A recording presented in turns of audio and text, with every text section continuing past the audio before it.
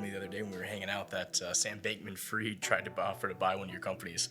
Tell me about that. Yeah, so good thing that didn't go through. It was funny, yeah. So I guess we can call it. They'd reached out to me about BitPay. So we've had a lot of offers at BitPay to get bought, and so a lot of the crypto exchanges, including FTX, reached out and they wanted to buy us.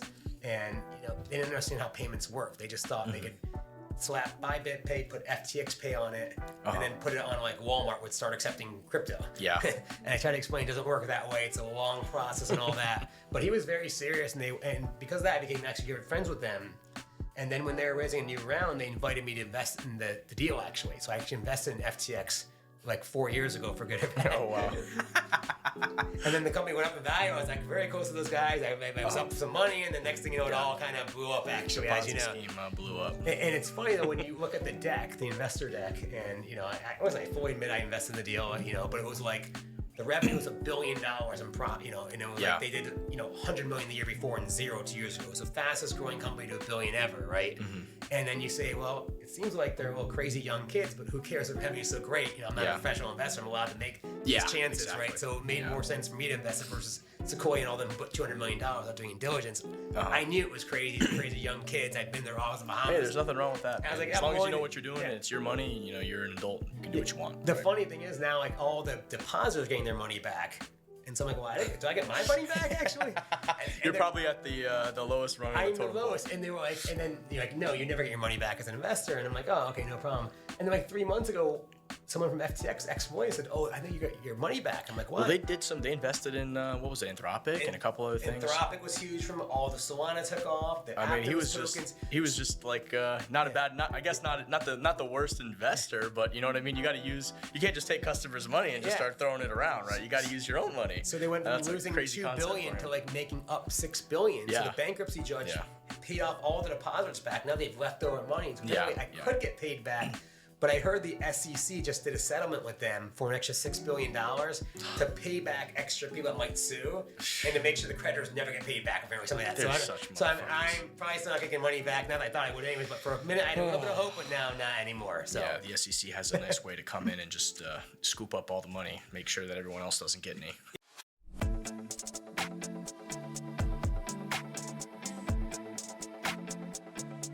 Welcome to the Cypherpunk Podcast. Today we're interviewing Sonny Singh, who is a prominent figure in the fintech and crypto sectors, renowned for his executive roles and contributions in Silicon Valley. Currently, he is the co-founder and CEO of Beluga, a platform that enables crypto users to maximize their digital assets. Prior to this, Sonny served as the chief commercial officer at BitPay, a company that raised over $70 million from notable investors such as Index Ventures, Founders Fund, Menlo Ventures, Richard Branson, and Felicius Ventures. Sonny was also a founding member of the sales team at Jumio, which raised over $40 million from Andreessen Horowitz and Citibank. Welcome, Sonny. Hey, great to be here, man. Pretty exciting. So can you tell us a little bit about your early career and how you got started in the fintech and crypto industries? Yeah, a lot of wrong turns, you would say. No, I grew up in New York and moved out west about 20 years ago and was doing a lot of startup companies, and we helped start a company called Jumio, which does all the KYC. We raised from Andreessen Horowitz, so anytime you take a picture of your ID, that was Jumio, and it seems like a very simple idea right now. Take a picture of ID rather than faxing in your information or something. That looks great. Unfortunately, back in those days, it was a crazy concept. So we went like door to door to like Airbnb and companies like that and say, take a picture of your ID if you want to sign up to get to Airbnb. And people were like, I'm not taking a picture of my ID. And the merchants like Airbnb, like, we don't want ID on file either. I'm like, no one wanted to use it. And so for like a year, we had no customers. And then finally, Brian Cheska at Airbnb was like, okay, let's do it. Because we're so big, they weren't worried about scaring away someone. So we got some Airbnb signed up first, and they became like the gold standard. If Airbnb does it, then everyone's going to want to do it, actually. Mm-hmm. And then like a year later, Coinbase was just starting out, actually. And it was just Brian and Fred and like two more kids and a skateboard, essentially, in a garage working. And they called me up, and I went to go meet them in San Francisco. And they were trying to figure out their KYC program. I explained how Jumio worked, and we ended up setting them up for an account. And I started worrying about crypto then. And then a lot of other crypto companies wanted to start getting me to join over there. And I was kind of not sure about crypto at the time in 2014. Then Index Ventures and Felicius reached out to me, and they're like, why don't you come join BitPay? It's the largest crypto company in the world at the time, actually. So I joined there. And in those days, it was just, BitPay, Circle, Ripple, Zappo, blockchain.com, and like Kraken. That was it. And BitPay, we raised a $30 million Series A round, which is the largest round ever raised. And so at BitPay, we believed, crypto, it was only Bitcoin back in those days too, had to be spent as a payment option. Yeah. So we spent, many years trying to get big brands signing up to accept crypto payments, including Microsoft, AT&T, Newegg, Twitch, Take-Two Games, WeWork, a lot of big brands like that. We got to accept crypto. Yeah, I actually used BitPay for a big real estate purchase, so that was pretty cool. So we did a lot of real estate, we did a lot of luxury items, so we kind of morphed around a lot of different things, and we process over $1 billion a year, so people are making payments for crypto. And again, it's cheaper and quicker than a credit card. There's no chargebacks, no fraud. Merchants love that. Worked out great, actually. That's pretty cool. Pretty cool. With Jumio, so how do you guys protect? Because obviously taking a picture of an ID and sending it, uploading it through the cloud, etc. How does Jumio work with that? Does it store that data? Does it just kind of process it? And what are your thoughts on like zero knowledge proofs? Because I know there's some cryptography stuff that you can verify. You can look at that ID, verify this is a real person, and maybe not store all that data, but just return that response that says, yes, this person is verified. We've looked at this and we've cryptographically proved that he's a real person, that he checks out, but we're not going to store all his personal information in the cloud. Yeah. So Jumio, like we dealt with big brands like Airbnb and big brands like that, and so some of them wanted to hold the data on their site, some we store it in the cloud and all that. But then obviously there's data hacks and data breaches and all that kind of stuff. I was an advisor a couple years ago to a company called Civic. You might remember them. Vinny Wingham started. He's a big crypto guy actually, called Civic, and it was to do the same thing like a Jumio did, or what you said with ZK and all that kind of stuff. The problem is, you get verified once on the blockchain, you should never have to do it again, right? Exactly. And these are great theoretical concepts. The problem is how you get Airbnb and all them to use it too. It's a problem, right? So you might get the crypto community to use it, which they still haven't made much progress with that though yet. But then how do you get the big brands is what you want to use it to accept that. And that's where the blockchain has all these great ideas and great, but the execution's always still hasn't quite happened that way yet because it's still hard for the global brands, like Coca-Cola or IBM to use and all that kind of stuff. So in your experience, do these companies usually want to hold all that customer personal private data, or are they just want to make sure that they're complying with the KYC or whatever it is? They're fine to make sure they're compliant and all that stuff. The problem again would be how do you make using blockchain for Airbnb a seamless experience? Airbnb is all about the user experience, and if anything takes 1 second longer, they're not going to use it, right? Gotcha. They're meticulous about that kind of stuff, right? Anything involving the blockchain and user experience in crypto doesn't quite translate to regular world adoption, right? Because that's where there's a lot of flaws and a lot of user friction, so to speak. Sadly, that's been a common theme with a lot of cryptographic experiments throughout the years, right? So hence why they're experiments and not mainstream yet, because the ideas are great. Yeah, it's got to be able to be competitive with what's on the market. I think that's a key thing, and I think the reason a lot of some of these early cypherpunk experiments failed was just because the user experience was very poor, and other more centralized, less private alternatives were just more convenient, and people often opt for convenience. Absolutely. So when you started BitPay and Jumio, more so Jumio, you weren't really in. It wasn't really you weren't really in the crypto sort of Web3 space. You're kind of traditional. It was kind of like traditional TradFi, right? So how did you transition into being interested in the Web3 space and cryptography and cryptocurrency? Yeah, so I was a fintech guy essentially, right? And so then when Bitcoin started popping up in Silicon Valley, all the fintech execs were kind of asking, what do you think of Bitcoin? How does it work for payments and all that kind of stuff? And that's where I started getting involved in that. And so we saw, and then eventually, kind of funny though, I left Jumio to join BitPay before Jumio got really popular because crypto was small back in those days. But now companies like Binance and all of them started using Jumio. Yeah. And this KYC became the main thing, and it was crazy. And people still come like, "Oh my God, you helped start Jumio. We've used that product everywhere now." And crypto became Jumio's biggest vertical for several years, actually. And those days, it was just like Airbnb back was our first biggest customer. Yeah, interesting. I heard you say that, I think you told me the other day when we were hanging out that Sam Bankman-Fried tried to offer to buy one of your companies. Tell me about that. Yeah, so good thing that didn't go through. It was funny, yeah. So I guess we can call it. They'd reached out to me about BitPay. So we've had a lot of offers at BitPay to get bought. And so a lot of the crypto exchanges, including FTX, reached out and they wanted to buy us. And they didn't understand how payments work. They just thought they could buy BitPay, put FTX Pay on it, and then put it on like Walmart would start accepting crypto. Yeah. And I tried to explain it doesn't work that way. It's a long process and all that. But he was very serious, and because of that, I became actually good friends with them. And then when they were raising a new round, they invited me to invest in the deal actually. So I actually invested in FTX like 4 years ago for good or bad. Oh wow.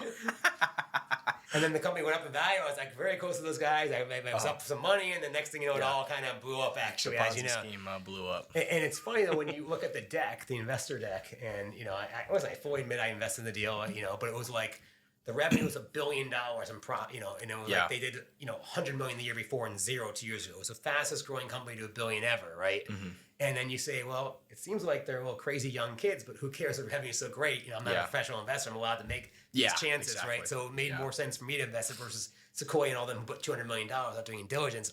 I knew it was crazy, crazy young kids. I'd been there all in the Bahamas. Hey, there's nothing wrong with that. I was like, as long as you know what you're doing and it's your money, you're an adult. You can do what you want. The funny thing is now, like all the depositors getting their money back. And so I'm like, well, do I get my money back actually? And you're probably at the lowest rung of the totem pole. Lowest. And they were like, and then you're like, no, you never get your money back as an investor. And I'm like, oh, okay, no problem. And then like 3 months ago, someone from FTX, ex-employee, said, oh, I think you got your money back. I'm like, what? Well, they invested in, what was it, Anthropic and a couple other things. Anthropic was huge from all the Solana took off. He was just like, not a bad, not the worst investor, but you know what I mean? You can't just take customers' money and just start throwing it around, right? You got to use your own money. So they went from losing $2 billion to like making up $6 billion. Yeah. So the bankruptcy judge paid off all the depositors back. Now they've leftover money. So I could get paid back. But I heard the SEC just did a settlement with them for an extra $6 billion to pay back extra people that might sue and to make sure the creditors never get paid back or something like that. So I'm probably still not going to get money back. Not that I thought I would anyways, but for a minute I had a little bit of hope, but now not anymore. So. Yeah, the SEC has a nice way to come in and just scoop up all the money, make sure that everyone else doesn't get any. Yeah, but they did that with BlockFi, I think, too, and some of these other things. They got called out. I mean, it's ridiculous what they've done. They basically come in and they're doing these crazy suits and fines and settlements, and the customers are the ones getting fucking screwed, and the SEC's just like taking all the money for themselves. It's like what the fuck is going on here? This is ridiculous. I know they got called out. They got ratioed pretty brutally for the BlockFi thing. So I think they might have announced eventually that we're gonna, instead of keeping this money for our own coffers, we're gonna give it back to the customers. I think that's the right thing to do. Yeah. So I think every customer will be made whole though next couple months actually. Although if these things don't move too fast, we'll see. Yeah. So. Sam Bankman-Fried, not the worst investor, but you got to use your own money. You can't just take customers' funds and YOLO. Yeah, and I had a lot of friends that work there, and still fraud. Pretty high up friends that work there, and they were completely shocked, had no idea. They had all their money they lost because they moved to the Bahamas. Yeah, put the money in the Bahamas. The FTX accounts actually took all their money in FTX tokens and everything. And really got crushed actually, and had no idea. And they were pretty high people. Yeah, it's amazing that you would have never no idea. I was one of the few, and you can say predicted his whole thing because I knew he was full of shit. He just was just you can't bullshit a bullshitter. I guess that's my take on the whole thing is that. The funny thing was I went to the conference in the Bahamas. He just had like this god complex that I just like weird, that to me was the sign. Was like this guy thinks he's a god. He thinks he can just predict. He's taking billions of dollars and throwing it at politicians and saying this is the best use of the money. I've run my models or whatever, your models. The one thing they put together that conference in the Bahamas a couple years ago that I went to, and it was actually for crypto conference, very nicely done. Yeah. Shockingly. It wasn't like... Oh, I'm not surprised. It was actually nice because they put it together pretty fast, so you thought it'd be like pretty crazy in Bahamas. It's crazy what billions of dollars of customers' money will do. They made it work. I mean, he went a little over the top having Tom Brady and Giselle and all these people there. That was a little over the top. But the setup was actually nice and not... done well. I believe it. You can't just get your exchange name on stadiums and all sorts of stuff if you don't know what you're doing. But NLW, I think he's got a pretty good little breakdown podcast that he does. I think he was the chief of marketing for them, so he set up a lot of good stuff, and he didn't know anything that was going on. But, none of them did. It's crazy. But it's kind of crazy. But as the chief commercial officer at BitPay, what were some of the biggest challenges you faced in scaling the company? Yeah, so that's a very official question you're asking. Yeah, let's hear about some challenges here. No, the challenge is absolutely bonkers that you can walk into a store, hand someone a piece of plastic, and they will willingly hand over Reese's cups. That's awesome. Will must have set up something on YouTube. I didn't realize you got Reese's Pieces sponsor you guys. That's amazing. You guys are pretty good. That's impressive. That's a moment from our sponsor, Reese's Pieces. And now back to our show. That's impressive. I didn't know Reese's was in crypto. BitPay, the challenging thing, there was two challenges, right? In crypto in 2014, it was a $5 billion market cap, right? That's it. Crypto, Bitcoin. There was nothing else really back in those, right? And so how do you get that as a payment option for Microsoft to want to accept, right? And so, my job in Silicon Valley was to go meet Microsoft, Apple, and we got meetings with the execs teams of Apple, like the people that run the show at Apple. And they're like, generally like, yeah, no, we're interested. Tell us how it works. And, and we explained how Bitcoin payments would work. And they're like, that's fine, we'll do that. Like, well, so how big is the whole industry? And you're like, $5 billion. And the lady looks at me, her name's Jennifer Bailey. She's a very well-known person, executive at Apple. And she's like, yeah, we do that in 1 month or 6 months of revenue. That's not big enough for us, right? Yeah. She goes, I need to install China App Union Pay first, right? And that's $100 billion. Right? It's like, your numbers are too small for us, right? Hey, you're an early adopter, man. That's tough. You have to pitch the whole vision and the long term. That's a tough one to do. But then you get CEOs anyways, though, like Satya Nadella, who just wanted to be, I don't care about the revenue, I just want to be, I want to be first one to market. We think it's good technology. Yeah. Let's do it. So they're great, we do it, right, and all that. Then the other problem is getting the Bitcoin community to spend Bitcoin. So they're like, I'm buying it to invest. I'm not just buying it to spend. Yeah. So, again, in 2014, there weren't a lot of people that had Bitcoin anyways, but the one that did have it wanted to spend. And so that was good. They're all spending because they believed it had to be used as a currency, which is great. And then in 2017, as more and more people got into crypto and it became less about payments and more about just price speculation. So by the time, say in 2014, there's probably 50% of people had Bitcoin had made it for a payment. And by 2020, it's down to 1%. And now that's probably 0.1%. So no one's really using it anymore. Yeah. But I do walk up to the Apple executives now and I'm like, hey, it's a $3 trillion industry. And they're like, oh, great. We're very interested now. But then they're like, well, if we add it, how many people will spend, though, at our website? And you're like, well, it's still not going to be a huge, So Facebook and all that, we meet with them. They're like, we're happy to turn on Bitcoin. Anytime you tell me it's going to be 5-10% of our checkout volume. And their checkout volume is, billions of dollars. Yeah, got to start somewhere though. That's the tough part. Right? It's like the chicken and egg problem. And so we used to compete with Coinbase every day. Coinbase was very big into payments back in 2014, and we ended up beating them everywhere at every deal. Coinbase Pay, I remember that because I used that for some transactions. And then we beat them. They pivot. They become a trading exchange. And we're like, yeah, we own the payments industry. We're the best payments company in the world. And they're like, yeah, we're just gonna do trading now. Like, yeah, there's so many other trading exchanges. We're not doing that. And they, because there was Kraken at the time, everything else, and they just did that. Bitfinex, Bitstamp, and they became the best exchange and became a multi-billion-dollar company. And we still own the payments industry. The BitPay is still the largest payments company for crypto payments. It's just not a very big industry yet. Yeah. But we still believe it will be one day. Can you share a memorable experience or milestone from your time at BitPay? What would you say would be the biggest, the biggest moment or impact? So there was two things. So back in 2014, 2015, like that, the market was so small, and BitPay and Coinbase were the two biggest companies, and everything we did was followed by the industry and Reddit. And Reddit was big in those days, right? And so when we got, no one ever believed you can get Microsoft accept crypto payments. Yeah. And so we did that, the price went up. So everything when we did announcements, the price would go up in value, actually. It's pretty wild. That's funny, yeah. It was a small market at the time, so these types of things can really So there was that deal, which is pretty exciting, right? And to get the, top 3 largest company in the world to accept crypto payments, right? That was pretty mind-blowing because we didn't have a lot of brands back in those days. So for Microsoft to do it was pretty amazing. The other thing was we did in 2014, we sponsored a college football bowl game, which I don't think people realize, called the Bitcoin Bowl. So if you actually Google Bitcoin Bowl, I was not aware of that. No one knows this. This is old school stories here. And we didn't and Tony and Steven, the founders of BitPay, I give them full credit, right? Because they are all about the community. So we sponsored it, put all the money up, but we didn't call it the BitPay Bowl. We call it the Bitcoin Bowl. Oh, gotcha. Wow. So it was a really cool thing. It was actually in St. Petersburg. It's now the St. Petersburg Bowl. Really? That was it. Who were the two teams that played? It was Central Florida against North Carolina State. I was there. All right. And my CEO flipped the coin. That I don't know. I don't know who won. You remember who won? But I was at the game. It was at St. Petersburg Stadium, actually. Pull that up, Paul. Yeah. Let's find out who 2014, won. Google 2014 Bitcoin Bowl. Let us know who won. And it was a 1-year thing. We never did it again. Let's test out this humane pen here. Let's see how it does. Who won the 2014 Bitcoin Bowl? That'd be impressive. Finding 2014 Bitcoin bull winner. NC State won the 2014 Son of a Bitcoin bitch. Bowl, defeating UCF with a score of Search for it. 34 to 27. 34-27, It was a baby. close game. I don't remember There that you go. part. Pretty But, good game. but yeah, we BitPay. You know, we raised a lot of money and we spent a lot of money giving back to the community to get Yeah. more people involved in Bitcoin. Right. I love that. And so that was a big deal. And then the third thing I'll say is, when I first joined, I wasn't a Bitcoin. I was like, what is this product? How do we make it work? Right. I wasn't like, Bitcoin's going to change the world like everyone else was in the industry. I was kind of like, well, what's going on? And back in those days, like Roger Ver, David Bailey, guys like that, figuring out what was going on. And I always asked them, I said, what would be one company to get that would like really just change everything? Mm-hmm. And they're like, get Steam. And Valve Steam is a video game platform. Yeah. Like everyone uses Steam. Mm-hmm. If you were to get that, it'll be a home run.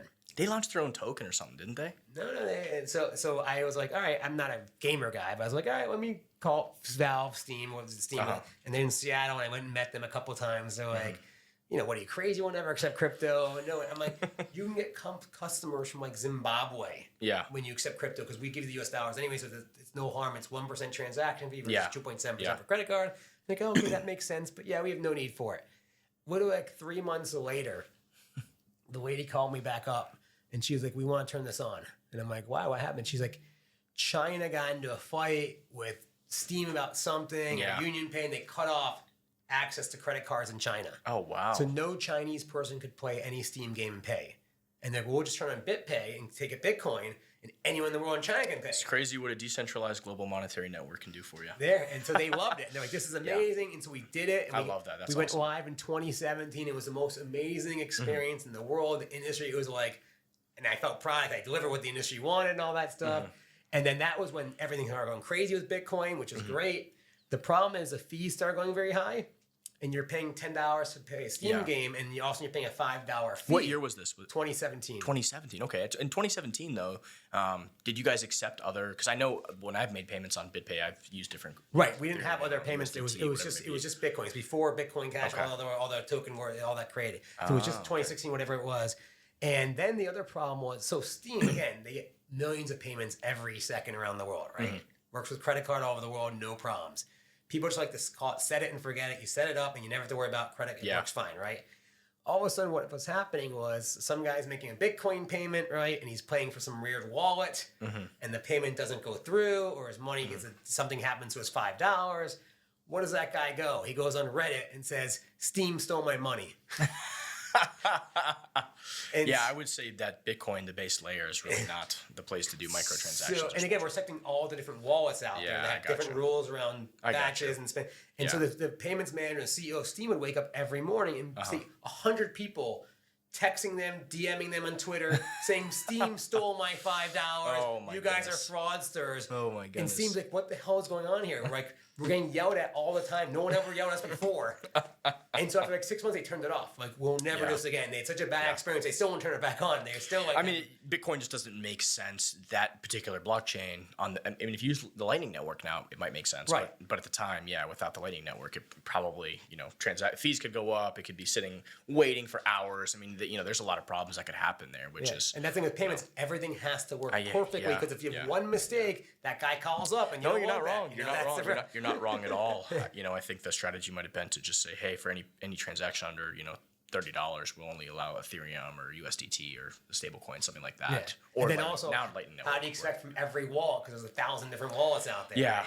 yeah. And then, when you send the transaction, there's, Yes. do you want it to go through fast, medium, slow? A lot of people probably put slow, and then 3 hours later, the mempool's clogged up. And the Steam people don't understand any of this stuff. Yeah, of And they're course, like, this is yeah, not, yeah. we don't want to touch Hey, this. these are some of the challenges of early adoption, right? Yeah. So, you're exactly right. And, Bitcoin probably isn't the blockchain to use for those small transactions on the base layer, right? Right. So now BitPay accepts all these different currencies, right? But Yeah. That's super interesting. Super interesting. I did not know any of that. yeah. Google Bitcoin Bull, Steam accepting crypto. Well, there's just some cool stories here. Some cool stories. So what motivated you to co-found Beluga? And how was your transition from BitPay to Beluga? Did you just want to start a new company? What's your thoughts there? I believe, and again, maybe it's my BitPay experience. I believe that crypto should be used for something other than just trading. Yeah. There's got to be more than just one use case. Of course. Trading. And, yeah, absolutely. And every day you have Web3 games launching, and you have crypto credit cards launching, and lending products. There's all these great new products launching every day that really no one cares about because all they care about is the price. Yeah. And that's just the media talking about the price every day.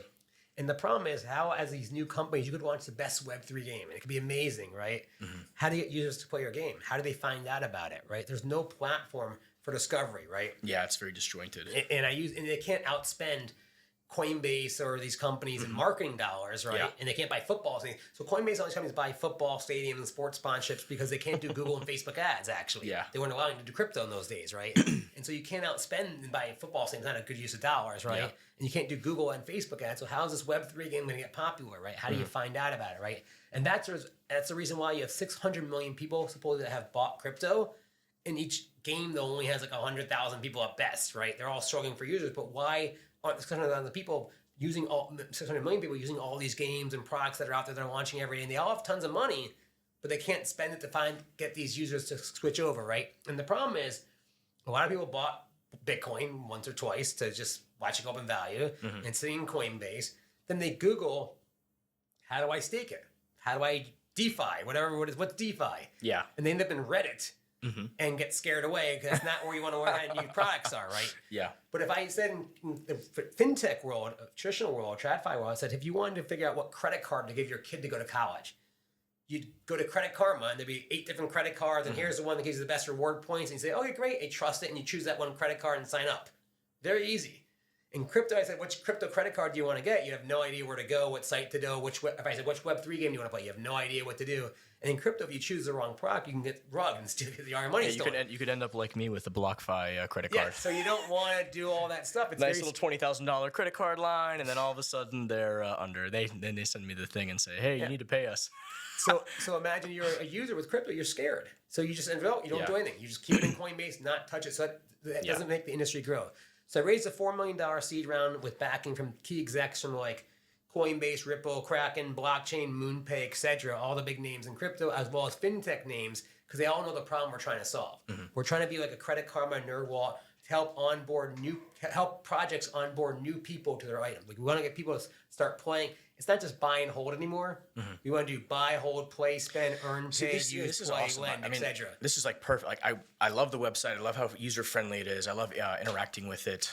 This is exactly. I'd love to have you come, sponsor our meetup and talk to all of the newcomers that are coming in and trying to learn, and people that want to be educated. We get so many people come through to our meetup, and this is like the perfect thing for them, right? It's like, hey, how do I do this? How do I do that? What is this? What is that? It's like ideal. I love it. It's like simplistic, right? So I looked through it, like centralized staking platforms and dexes, and there's like a couple of them, and it's like really well done and really well put together. So I like it a lot. But my main question is, how do you monetize this? Yeah, right. Because that to me seems like the kicker here is like, how do you make money? How can you keep a profitable company with something like this? Yeah. So great question. So Credit Karma and NerdWallet, right? Credit Karma, they don't charge consumers anything. They go look at different home loans, credit cards to get auto loans, etc. It's the same thing as NerdWallet. Credit Karma did $2 billion of revenue last year. Oh wow! And they sold for $8 billion to Intuit. NerdWallet does almost $1 billion of revenue, right? Using the same model, right? So all we're trying to do is get people to like try out these different products, and the companies themselves will pay us for getting users to use their products actually, right? So here's 5 different crypto credit cards to choose from. We rank them top 5, let's say. You go sign up with one. They'll pay us, that credit card company will pay us $500 for that and things like that. Oh, really? Wow. So there's a lot of money because it's very lucrative to get these users because they're worth a lot of money. Yeah, right? network effects are huge, right? So again, our goal is not to get my mother to learn how to buy Bitcoin. Yeah. Our goal is to get people that already bought Bitcoin to start doing more with their crypto. Yeah, makes sense. They've already jumped in the deep end to buy Bitcoin, which is got KYC, did all that stuff, right? It's hard for them to do that. And now they're stuck. So we know where they are. We should be able to easily get them to go from being stuck to start playing a game, to start staking. That's pretty much where, most people that come to our meetups, people that are coming to learn, that's kind of exactly where they're at, right? They went on Coinbase, they bought Bitcoin, they bought whatever. They want to learn a little bit more about it, or they want to understand how they can actually use these things, right? Use these tools. And we're still so early on, I think, in this sort of and it's funny, like, revolution. when we raised the funding, we also wanted to get traditional VCs in Silicon Valley to invest, right? And the traditional VCs were like, oh my God, of course we know Credit Karma, NerdWallet, it's amazing. Yeah. We all made a lot of money. We just can't believe that this is a $3 trillion industry and they don't have sites like this already existing. Yeah. And I go, yeah, you know why? I said, because it's not that cool. Like no one in crypto wants to build a boring Web 2 semi-cool site. They'd rather go launch new tokens and things like that.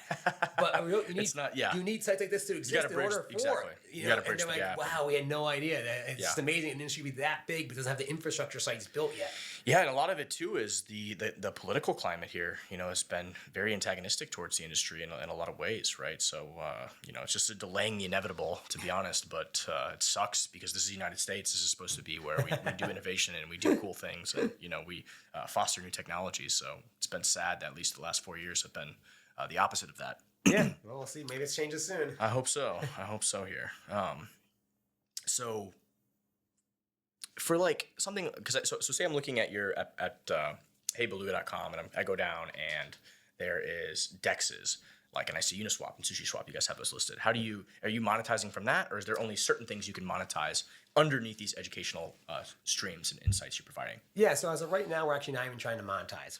We just launched. We're coming out of beta. We're more just trying to get users to our site, and eventually, once you get hundreds of thousands of users, then it's easy to monetize. So we've all the partners, ranging from big companies to small companies in crypto, have all reached out to us asking us to partner because they all want our users to start sending us traffic. They want us hey, have them play our game, have them do this, And the other thing is we're not a pay-to-play site. So we don't write, you can't pay us to write a product review about your product, which is unheard of in crypto. Everyone's like, wait, what do you mean? You're going to write a review on our product without paying us? I'm like, no, we don't want your money. We're going to write an independent review. Want to be objective. Yeah, we're going to be objective. And they're like, wow, we've never seen that before in crypto, right? I like that. So we're really trying to be neutral, independent, and objective to all our stuff, actually. And we'll let users know, by the way, if you click on this link, we'll receive money from that and all that. Same way at Credit Karma, we expose where we make money, how we do it, and all that kind of stuff. I like that. The transparency is super important. It does not influence how we rank products, score products, or write about products. Usually, a good lead conversion will be like, hey, we'll make a little bit of money, and you'll make a little bit of money if you use this link. Is that kind of like what you're talking about? And again, people in crypto are buying football at stadiums, right? Yeah. That's not the best way. That was what .coms did in 2000, right? And that didn't work out. And that's why companies like Credit Karma and NerdWallet came about, because you send targeted leads. So if I have the ability to say, well, I've got 5,000 users that all like video games, and these people will say, well, that's great. We've got to get video game platform here. Send them our way, actually, right? And then you can start doing things like that, doing more target. So you're going to start seeing targeted lead generation becoming a big deal.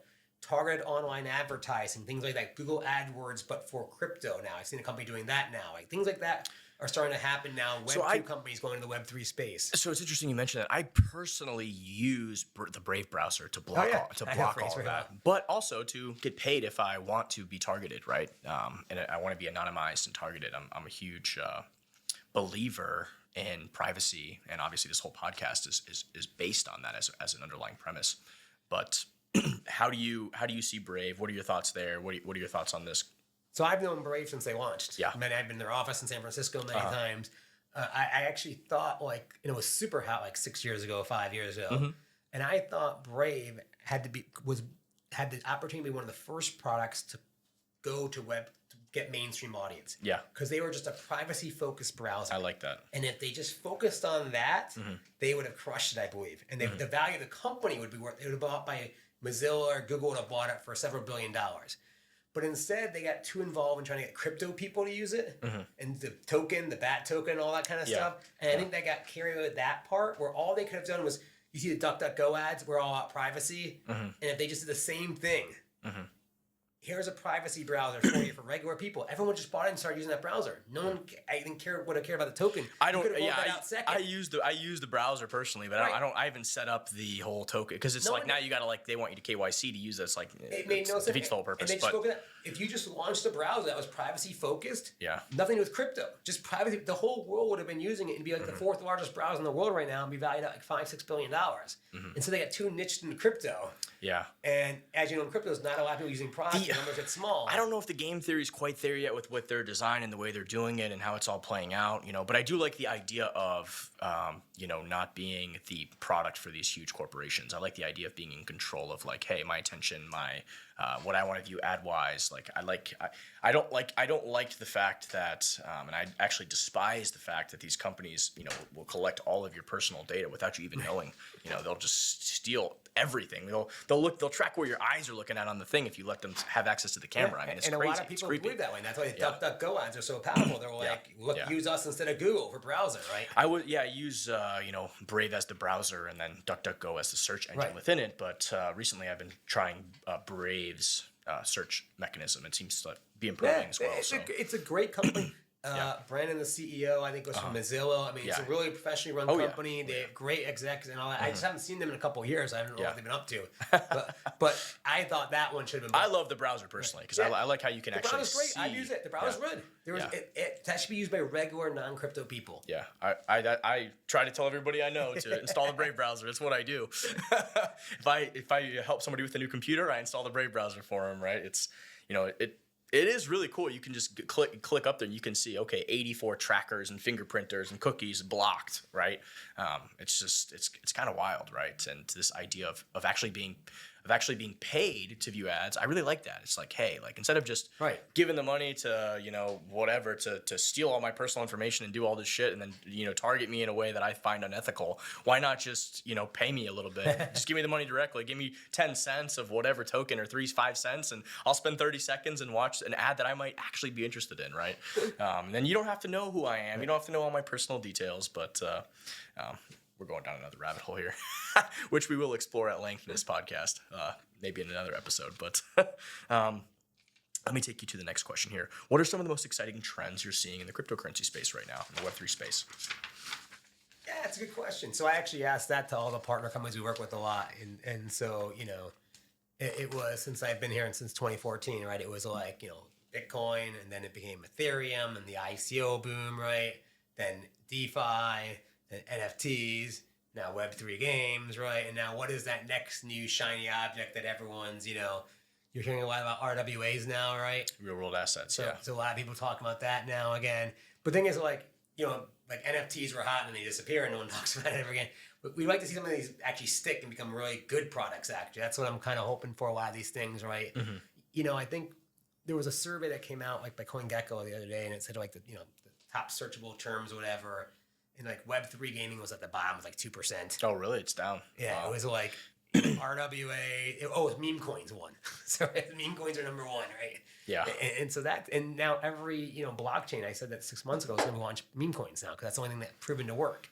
And so now everyone's launing meme coins now. Every day. It's just gambling. People just want to gamble, and that's human nature, right? People like to gamble. Yeah, I don't think it should not be allowed, but it is what it is. Let's call a spade here. And I debate that with our head of content. I'll give a shout out to Will McKinnon right now, who thinks that is crypto's use case is gambling. And there's nothing wrong with that. I mean, it's one of the many, many use cases. I would say it's not one of the best use cases, but it is a use case, right? He thinks it's the best use case. It's people do it all over the world. People have a passion for it and love it. And it's an easy way to do it. And it's fun. It's better than the other way of doing it. So that's like, okay, that's one good use case.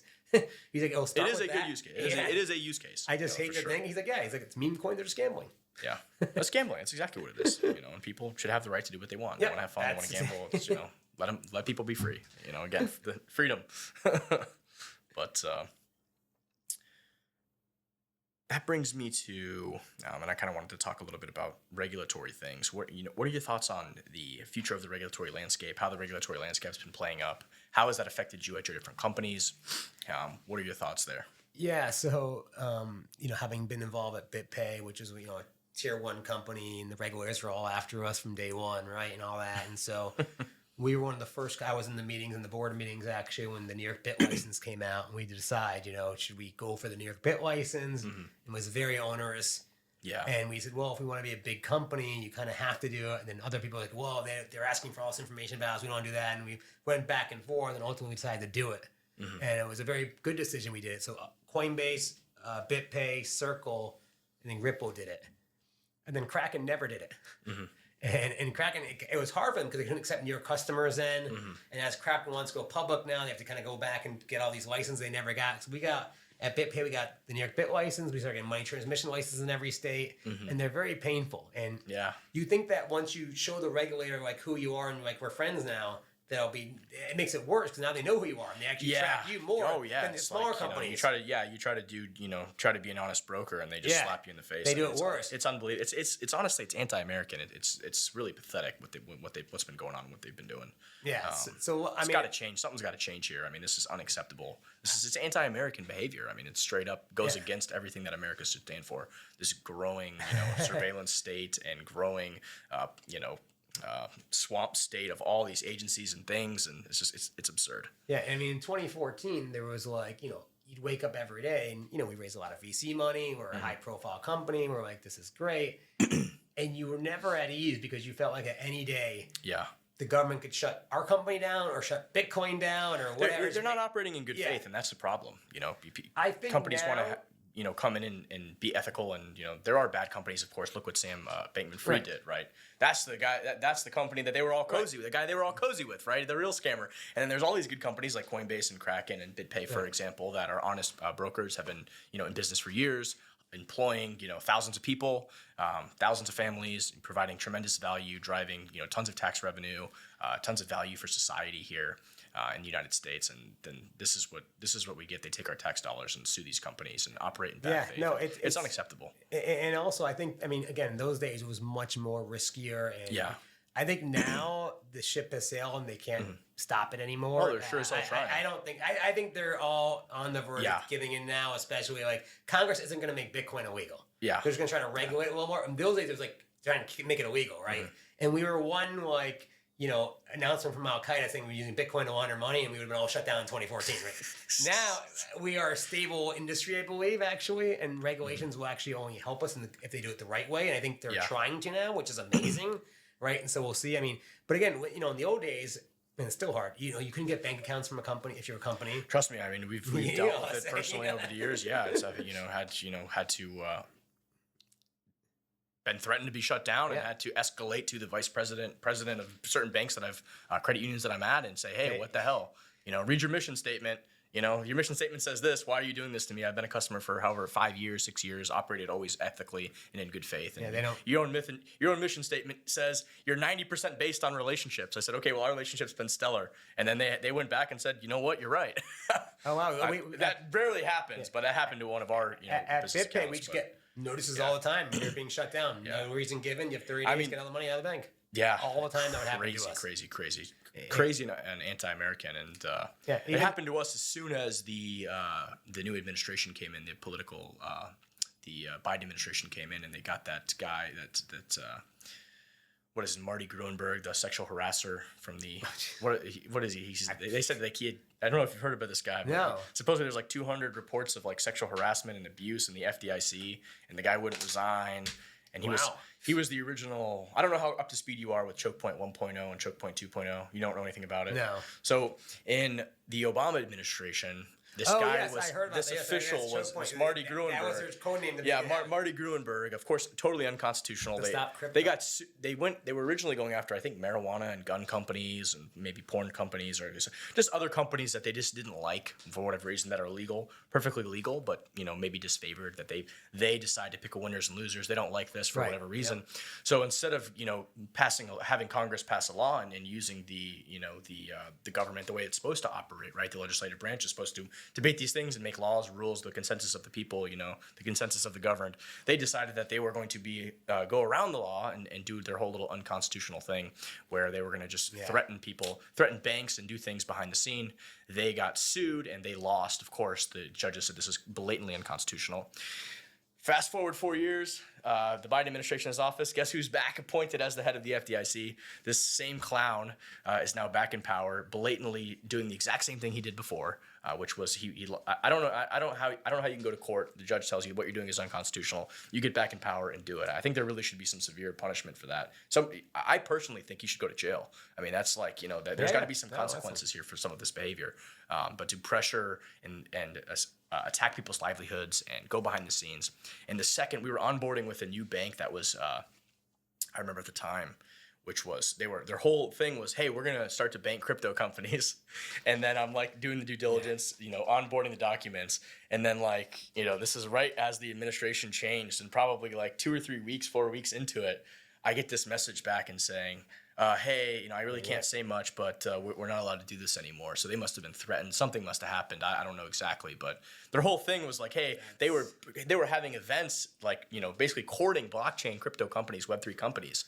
So they were actively hosting to try to bring it on board. And then all of a sudden it was like, we're in the final process of due diligence of onboarding. And it was like, hey, we can't say anything, but we really can't do this anymore. Yeah. So that to me was like, and then, a month later and I've been operating with my credit union for years, almost 5 to 10 years almost, right? With multiple accounts, I get this thing saying, hey, we're shutting you down, no questions asked, blah, blah, blah. The kind of the thing that a lot of people have gotten. I said, it's painful. This is bullshit. What's going on here? So there's definitely some pressure.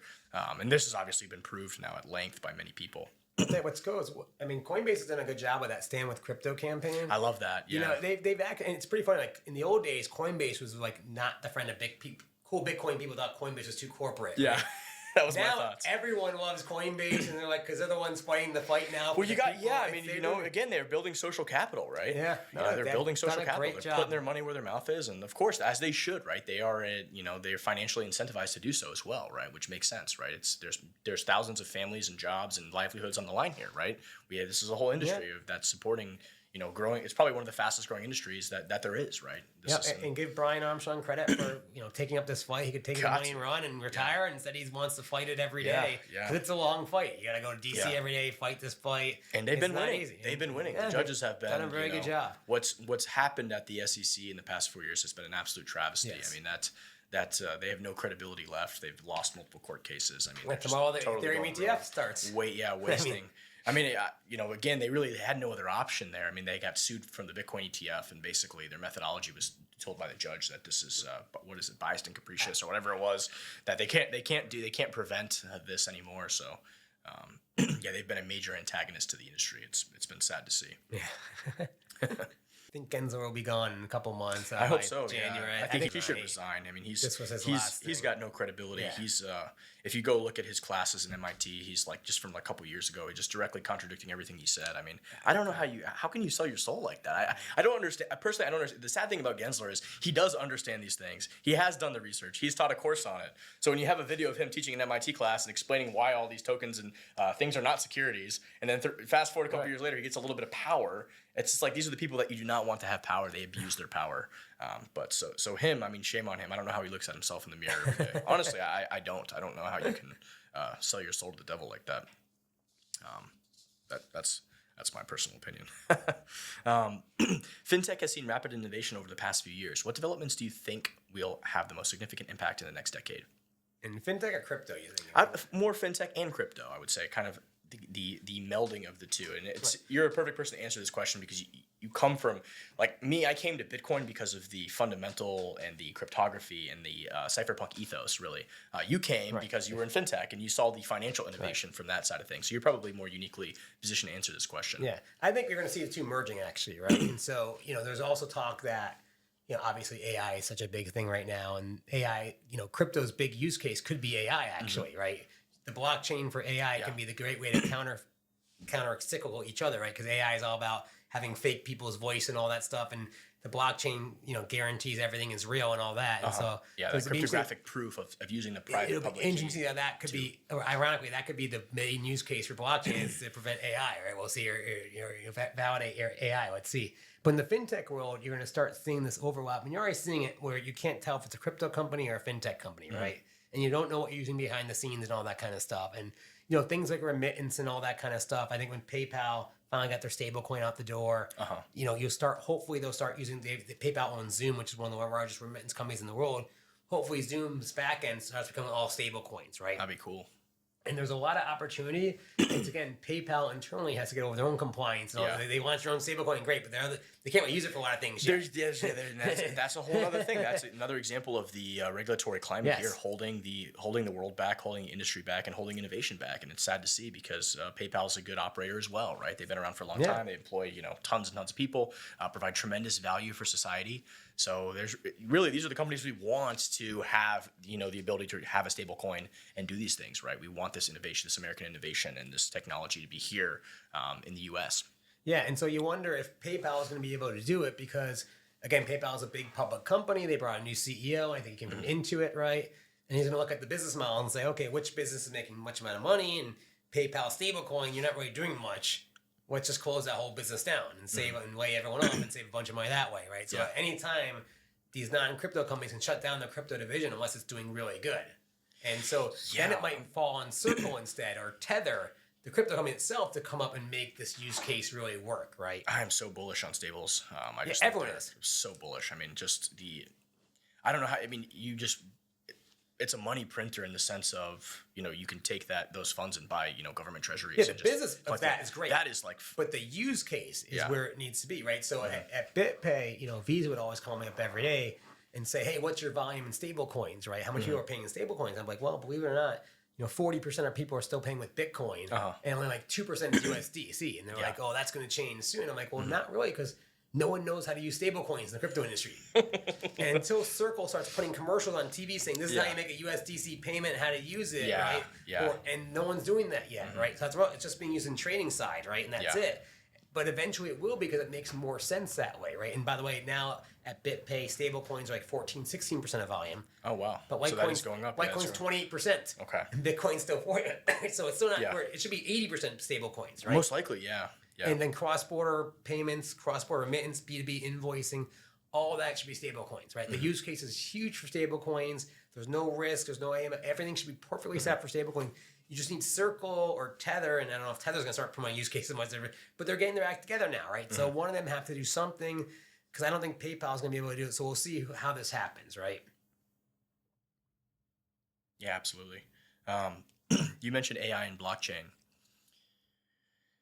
How do you see that in the role of financial services? Do you think that has anything to do with financial services, or you think that this is more just a cohesiveness that AI and blockchain particularly have that doesn't have to do with financial services at all? No, I think AI is going to hit every industry, right? Okay. So it's financial services, healthcare, everything. It's, AI is eating the world essentially, right? To quote, the Andreessen guys and all that kind of stuff, right? Every company being funded in Silicon Valley right now is AI related somehow. So even if you're not, you write AI in there somewhere in your deck, right? It's pretty much what you have to do, right? Everyone is just doing. So actually, if you look at say 10 companies get funded every day in Silicon Valley, like 6 are AI, 2 are crypto, and 2 just are like random space stations and stuff like that. Regular companies, you don't see much fun. It's all AI. Everything's an AI startup now and all that kind of stuff. Or crypto. Crypto's a little more. But eventually you're going to start seeing a lot of that overlap, which will be very exciting actually. Because, I think, again, I'm all about the use cases. I think this will create, AI is going to create a lot of crypto use cases, which could be pretty exciting. Okay, cool. As far as startups go, you've invested in a lot of different startups. What qualities do you look for in a startup or a team? Are you just YOLOing it? No, which is what I personally have done with a lot of things. Just 50 here. Yeah, I do a lot of early stage investing, and I've been doing it for a long time, obviously. And when you look at the seed, I'm normally not smart enough to know if it's a great idea or not. And normally, if I do, then I'm always wrong, anyways. So I am always 100% investing in the team. Oh, makes sense. So funny story, I'll tell you actually. So one of my first investments I ever made. A guy named Howard Winston's a close friend of mine. He started a company called StockTwits. He was the first investor in Robinhood and all that kind of stuff. There was a company called AceBucks. And this guy, Michael Lazaro, was starting a company called AceBucks. It was currency for Facebook in like 2014. And I'm like, and it was like for Zynga. I got you, Zynga, little poker. And I'm like, this is stupid. I'm not doing this game. And so I didn't invest. And I invested in this restaurant called District in San Francisco instead, which I never do that for the first one. And anyways, Mike and all my friends from Bay Partners, Ian Siegel from Greycroft, Howard Winston invested. Everyone invested in the seed round. And then Mike, who's a smart guy, pivoted and created a company called Buddy Media, which is like, Facebook, CRM management, Anyways, long story short, Salesforce bought for $950 million. It's so funny that you mentioned that. I just listened to another podcast. I'm trying to remember which one it was, but something very similar was said. I think it might have been one of Pomp's podcasts. He was interviewing somebody. He was talking just about this, basically saying that a lot of times these startups, like what you invest in, might not end up being what it actually is, right? So you really are what you just said. You're investing in people. You're investing in a team, right? And that initial idea might change a little bit. It might become something different. Yep. No, and actually, when I was at Jumio, I helped Lyft at the time. It was called Zimride.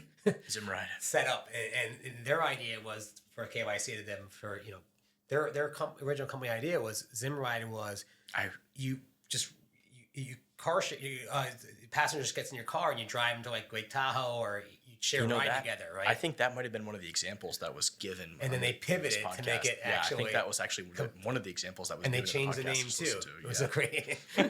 So you get smart guys, they'll figure it out. Smart people figure it out and make it work. And that's why at Beluga, which is my company, we're hiring smart people because I always tell the guys, we have our vision, but it might change. Yeah. And we've already changed a lot and added new products that we never thought of before from original investors. And I actually show my team the original investor deck, and they're like, "Wow, this looks nothing like our company." I think, the guy was telling the story on the podcast. I can't remember his name, but he was saying like one of the companies that he initially invested changed 4 or 5 times, and then it became Twitch. And they got like this huge exit. Like all these investors that were initially that went in, they were like.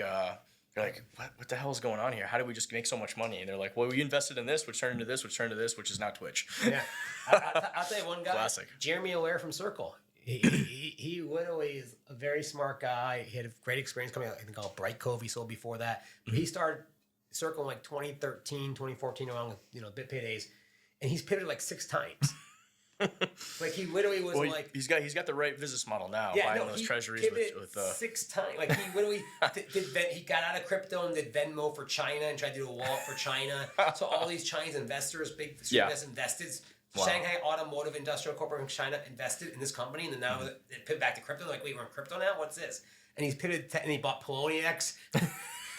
And then that crashed, and they launched Circle. My friend worked at Circle in 2017 and left. And didn't buy her stock option because she thought the company wasn't worth anything at the time. Because USC, it just was an ID in the corner. Yeah.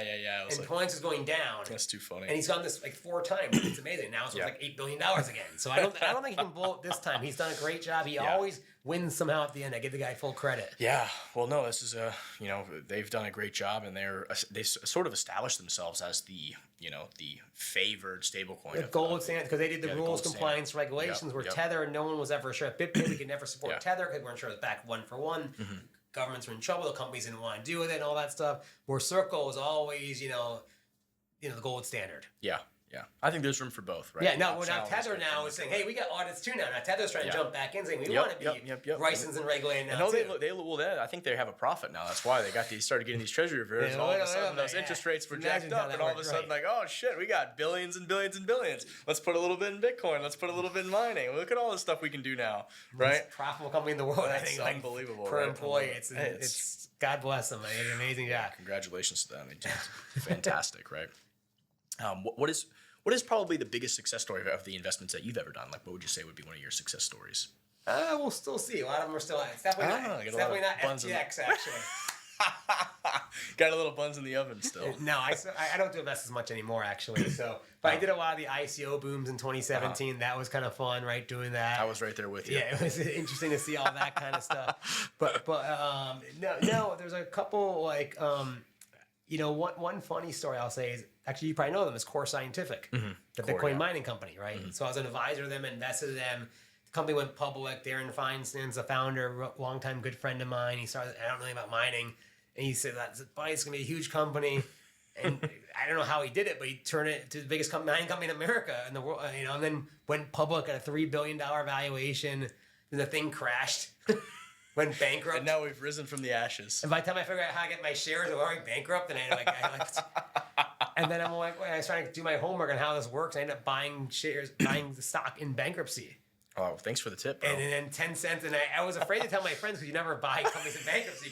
But I'm like, if the price of Bitcoin goes back up, this should work out, actually. It should make money somehow. And the price of Bitcoin was starting to go back up. And by the time they emerged from bankruptcy, they were profitable, actually. Wow. The stock went from 20 cents to $10 now. It did a reverse split, too, as well. And so everyone made a lot of money, actually. And I haven't sold my shares yet, actually, because I think it's going to go up a lot I think more you're now. right. Yeah, I think they got that. And they also have that core weave deal, and so doing both AI and because they were doing AI like 4 years ago before it was cool though. They were trying to do AI back then, so all their data centers were built for AI, and now it's perfectly timed out. That's fantastic. So again, I don't know if that was luck or just. Congrats on that one. What common challenges do you see new startups facing, and how can they overcome them? Yeah, in the crypto space, I see a lot of Web 2 people are going into crypto, and they're like, oh, I'm going to start, a new crypto lending company, right? And they have no idea about the regulations that are required, right? Then the other problem is the problem in the crypto space right now, getting mind share if you don't have a token. It's very hard to do, right? People are very frustrated by that because you built this kind of sad, mousetrap, but unless you have a token, no one cares. Yeah. So people are only enticed to projects unless they can make money in the token, right? Yeah. So it's going to be tricky. The game theory is still not clear there. I mean, Yes. there's something super innovative about being able to offer a token because it allows that quick access. It's super liquid. It's super divisible. But it's gone way overboard though now. Yeah. So the question is, where's the right deployment of that whole scheme that aligns short-term incentives and long-term incentives, right? Because right now there's a misalignment there. And okay, you could say that's fine then, right? So we can figure out how to make a token work. But then the problem is we've attracted so much fraudsters and scam now, right? Yes. That it screws up the numbers. And then, everyone's got 100 million Twitter followers. How many of them are real, right? Yeah. And no one knows now. So all your numbers start getting skewed. And you start getting smart Web 2 people coming to Web 3, and they're like, wait a second, we got 50,000 signups, but only like 10 people actually use the product. So what's going on here? Are they real? Are they bots? And no one really knows, right? Yeah. And so people are starting to question these numbers of usage and adoption, right? And that's the problem because did one guy create 20,000 accounts? And well, in crypto, you never underestimate anyone in crypto, right? Never underestimate the fraudsters in crypto. They're more powerful and more prevalent than you think. And how do we stop that? And the mindset that everyone is in crypto is, every Telegram chat you're in, people are shilling scams and No, you're not wrong. It's definitely normal. part of it's the Wild West. It's the Wild. I mean, but there's a lot of that in Wall Street too. There's a lot of that with penny stocks. I mean, it's a similar. Yes, it is a similar climate. It's a similar thing, and you're going to have that in any market, right? Crypto is a free market. There is a lot of So the problem is, how do you get the good products to actually work or want to be involved with this? But you have there's 1 million tokens now, right? Yeah, you really got to do your due diligence. That's what it comes down to. I mean, you have to do your due diligence. You have to do your research. You have to ask the questions.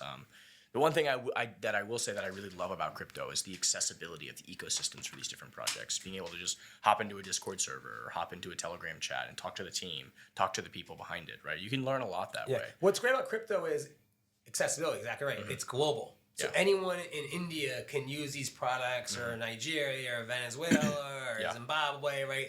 That is truly amazing. That's pretty powerful, right? Especially for people that are living in hyperinflating climates. They can now have access to Bitcoin or USDT or USDC. Or any of these products, right? Anyone can play this Web3 game, which would be amazing, right? Yeah. And so you really establish your user base, which is completely awesome.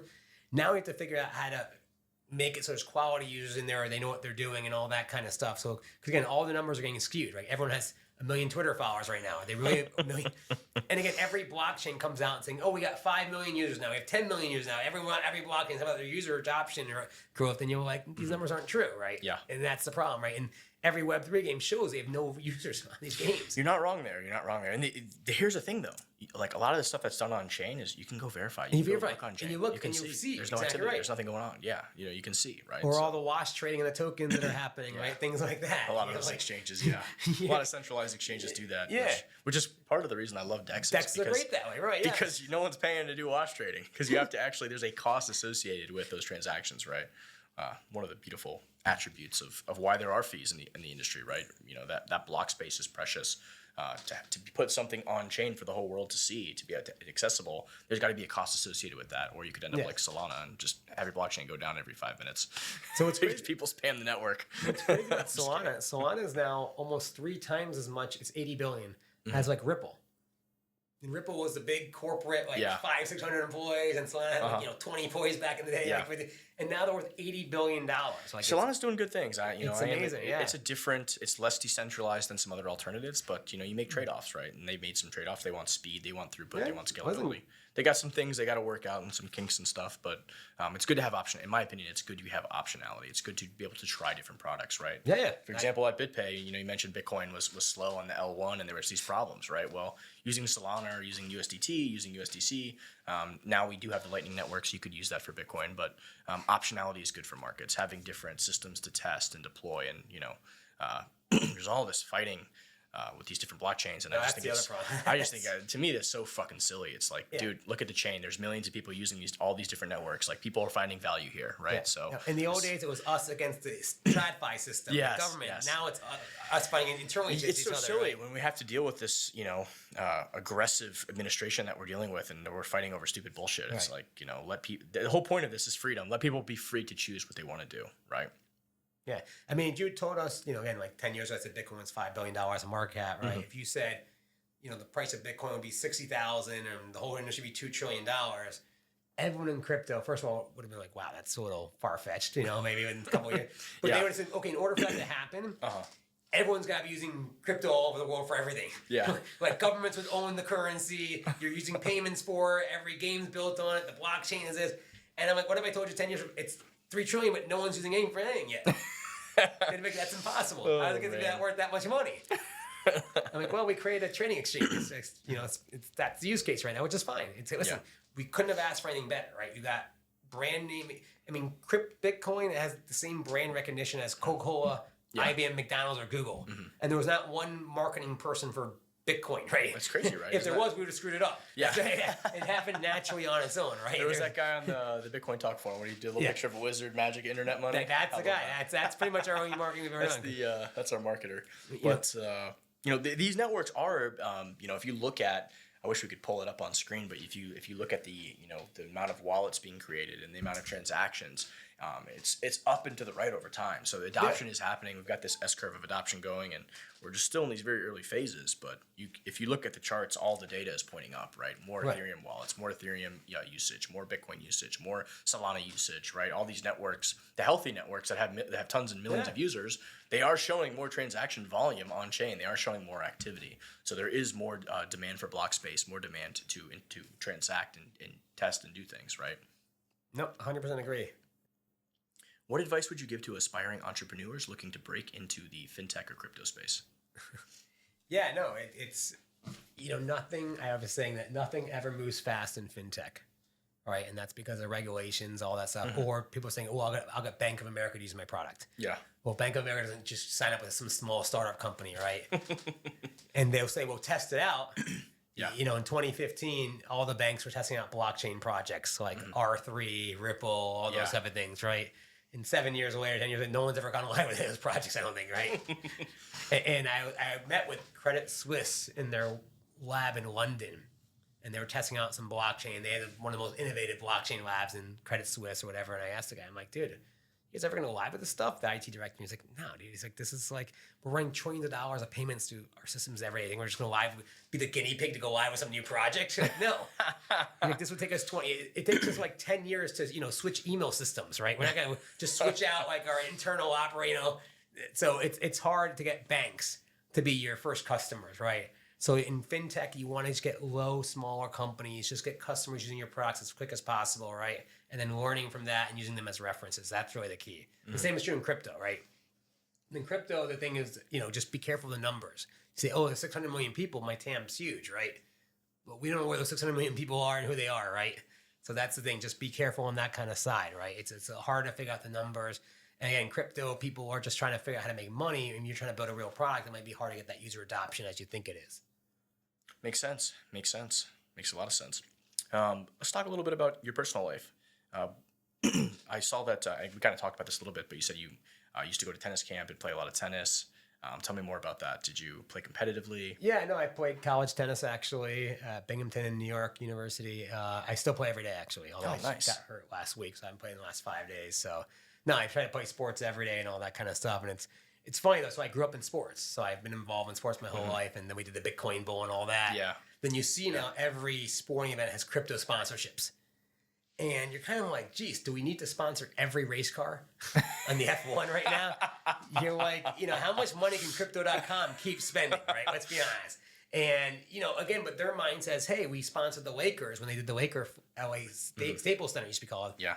When they sponsor crypto.com, I think they paid Crypto.com Arena. $300 million over 15 years, which is like $20 million a year. Yeah. But their token went up like $400 million in market cap. Yeah.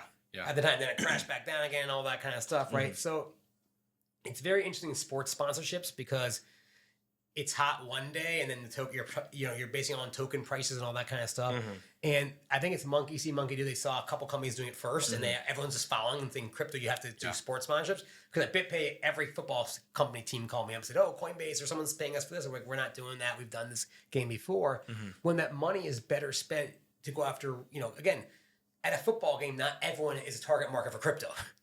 Right, you can do more tailored audience targeting, right? Versus a F1 race in Monaco. Yeah, it's kind of just a big splash of exposure. Yeah, it just seems like, but conversion rate is the conversions aren't high at all. It's not targeted at all. It's not targeted, and again, they in their defense, though, they kind of can't do much more because Facebook, Google don't let them do crypto ads and all that stuff. It's crazy what these tech titan gatekeepers are going to allow. It's just absurd, but. So again, we saw this before the .com boom in 2000, right, where they sponsored every sporting event and all that kind of stuff. We'll see how it turns out now, but I think you're going to start seeing more smarter advertising. You're already seeing, you're not seeing as many big sports sponsorship deals anymore, right? The crypto.com ones are all existing from 3 years ago when they made it, right? Yeah, yeah. A lot of them are trying to get out of these deals now.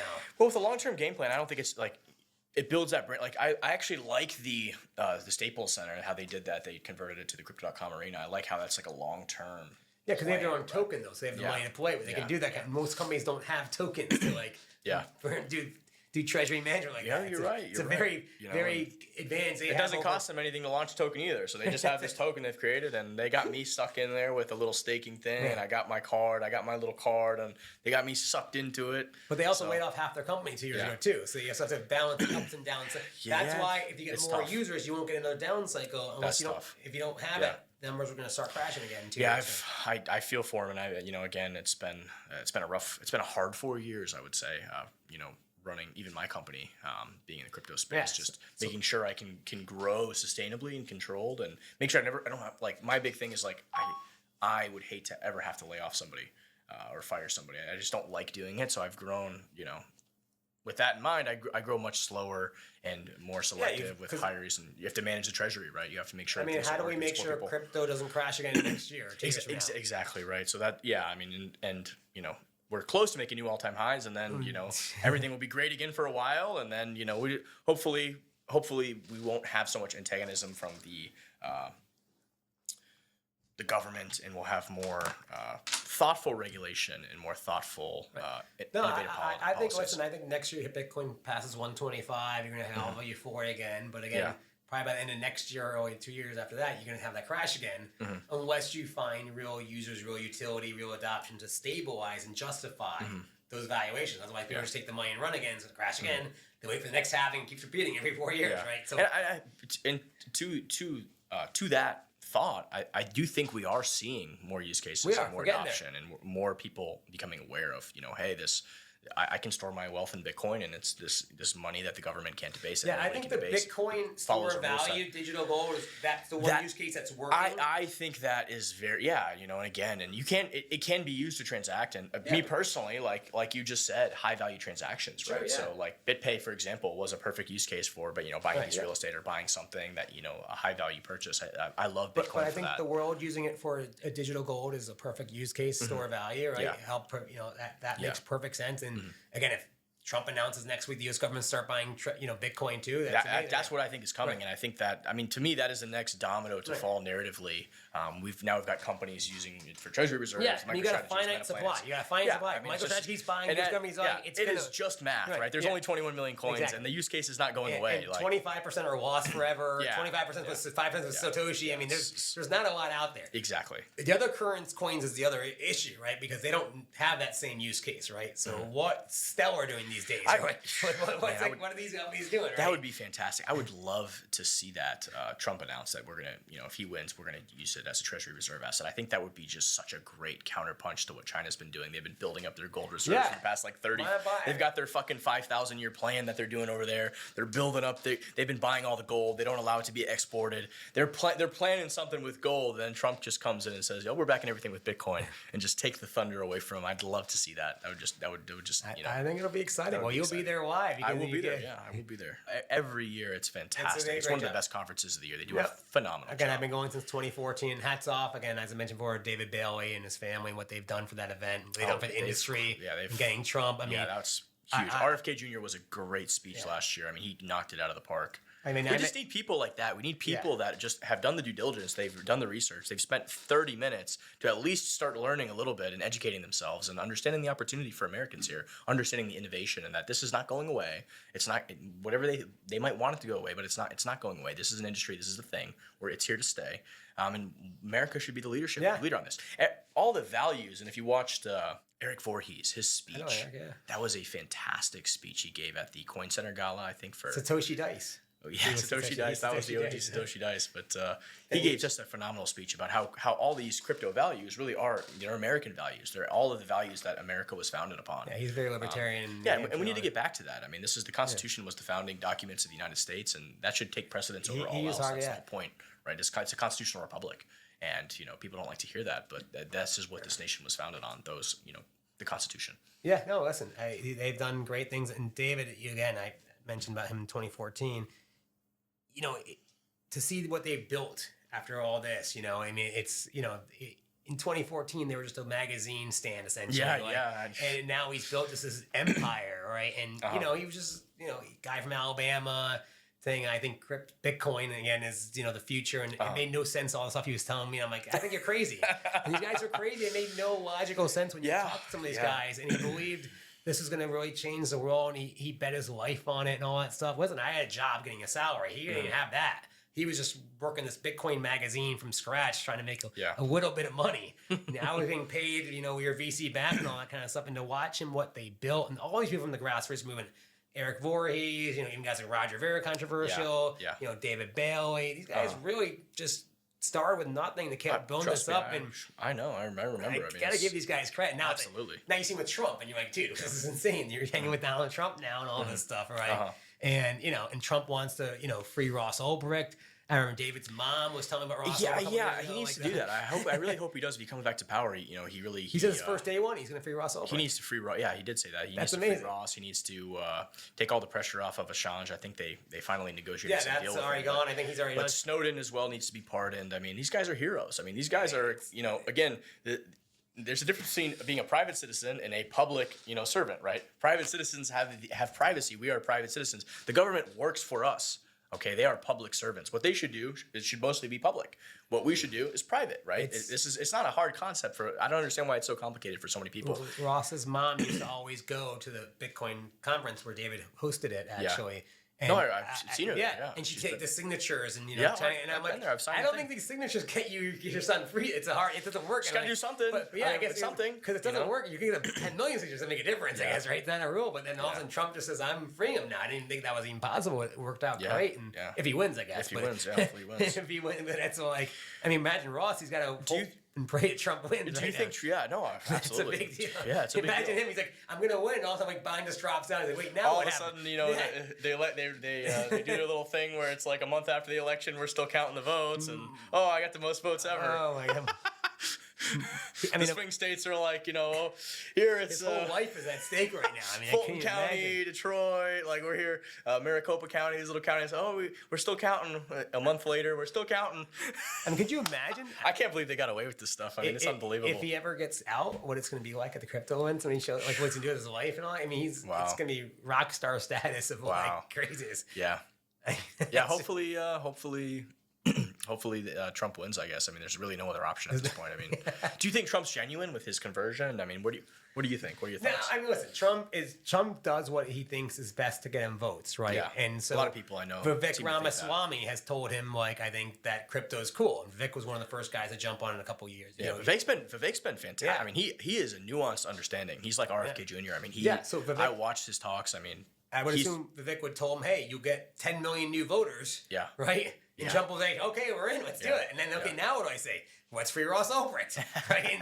And so he's just saying all the right things to say. he absolutely is. And in knowing Trump again, he's going to say something crazy in a couple of days about how much big into crypto he is, saying all Bitcoin needs to be made in USA. He spoke with the miners. You know what's funny is that I really like this Trump 2.0. It's unbelievable. Trump 2.0 is nice. This is and he'll, when he says stuff, he will do it. Yeah. And he doesn't understand the repercussions anyway, what this means about Bitcoin mining. He doesn't care. He's going to say it, right? Well, it's much better than the Biden administration saying they're going to do a 30% tax on us. 100% agree. Right. You know, my response to that is go fuck yourself. That's how I feel. So I wonder what else he's going to say. Is it just, because he's going to come up with a couple of different things to say. And he's going to, he just says. And then, well, again, it's, if he's given a speech, it's going to be, if he doesn't understand it, it's going to be hard to disguise that fact. So he's going to have to at least have some understanding of what's going on. Well, he's already done the one with the miners and Mar-a-Lago and, Ryan Selkis was there, right? So what's funny is that, Trump's transition, me personally, I do think it's more genuine because before it seems like somebody wrote a tweet for him when he was the I think it was probably Steve Mnuchin, the guy. Yeah, the fucking guy. I'm pretty sure he just wrote up that little fucking tweet for him. He didn't know what it was either back then. He had no idea. Because you read that shit, it's like, Don didn't write this shit. It's like all of Joe Biden's tweets. Like, this motherfucker, he's not even alive. He didn't write any of this. Same thing here. I don't think he wrote any of that. But now, I think Melania did some NFT collection on. Well, they've all done NFT collections. They've done NFT collections, ordinals collection, all that stuff. And Trump's like, oh my God, there's people buying this stuff, and there's money to be made here, and I think, this is interesting stuff, interesting technology. There's a whole industry here, blah blah blah blah. So I think he's starting to come around, and I think it just makes sense with his whole. I think he's fully his whole pitch to the American worker and revitalizing these industries. Bitcoin mining just makes sense for that. There's tons of these towns that have no industry that could absolutely do Bitcoin mining, and I think we're already seeing that trend. I think he fully believes in it. So I think now he's kind of bought in. He said it just to get the votes. Now he believes in it because now he's like, hey, it actually comes to stuff. We get more jobs. I think you pretty much hit the nail on the head. Because they're all anti-big government anyways. And again, I know you said this earlier, and I kind of go back to this, and a lot of people haven't really pointed this out, but you're like, oh, NFTs are dead. But I don't think this was possible without NFTs because those NFTs, the people who held those NFTs, they had the utility to go and meet Trump. So Ryan Selkis and a lot of these other guys, if they wouldn't have owned his NFT, they wouldn't have been able to go to Mar-a-Lago. So there was the utility behind that NFT that gave them access to a former president of the United States. How crazy is that? It's kind of a wild thing to think about. So what do you think happened to Ryan Selkis, by the way? I don't know, man. I think he's getting a little. He's I got to give Ryan credit though. He's speaking up for what he believes in, and I think he's good. I like. He's nice crossed guy. the line. He's crossed the line a little bit recently, and he stepped down from Masari. But I largely agree with a lot of what he's saying. I think he's taking first principles and building upon that and getting to the point where. Okay, he's calling a spade a spade. You think he got drunk one night and just started tweeting? I think he got a little blasted. He got a little blasted and said, "Oh shit, I said this, I said that." I mean, again, for me personally, you can say whatever you want when you. And he didn't really necessarily say anything violent, but it was very provocative. It was a little weird, yeah. It was a little provocative. I saw some of that. It was a little provocative. And he's a nice guy. I always a very nice guy. And I think he's done. I mean, he's largely responsible for orange pilling Trump. Yeah, Trump. He's amazing. Yeah. I mean, so got to give Ryan tons of credit. But yeah, he might have got a little blasted, and again, I don't know, but it seemed like he crossed the line just a little bit. I don't think it was like anything crazy, but. He stepped down from. I was surprised he did that. I was actually pretty surprised. Yeah, I'm surprised he bowed to the mob, but again, there's other things he can focus on now, maybe more, and he has a little bit more freedom, and that's okay. That's okay. Trump's crypto czar or something like that. You never know. You never know. You never know. And that would be a great thing for him to do, right? So he's done so much for this industry, and got to give the man credit, right? Yeah, so, I knew him when he was at Digital Currency Group a long time when he just started out. He's an amazing guy. I'm behind him 100%. Again, I'm not.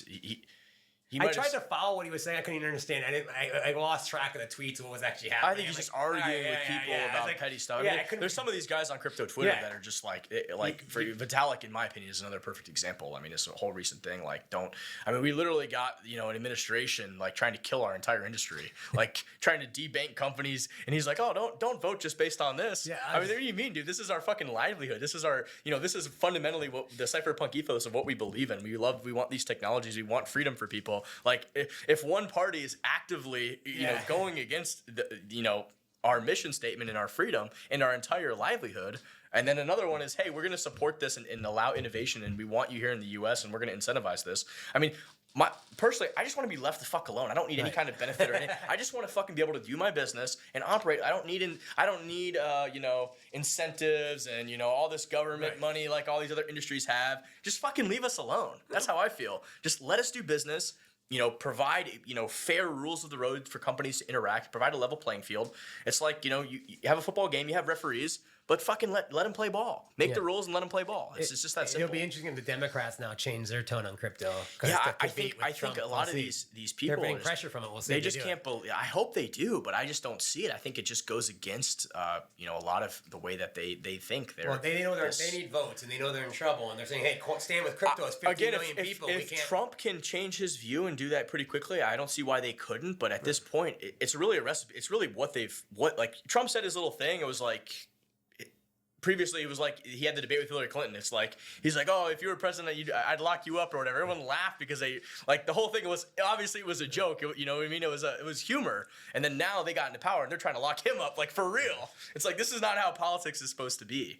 But if Trump can change his mind, I don't see why they can't change their mind.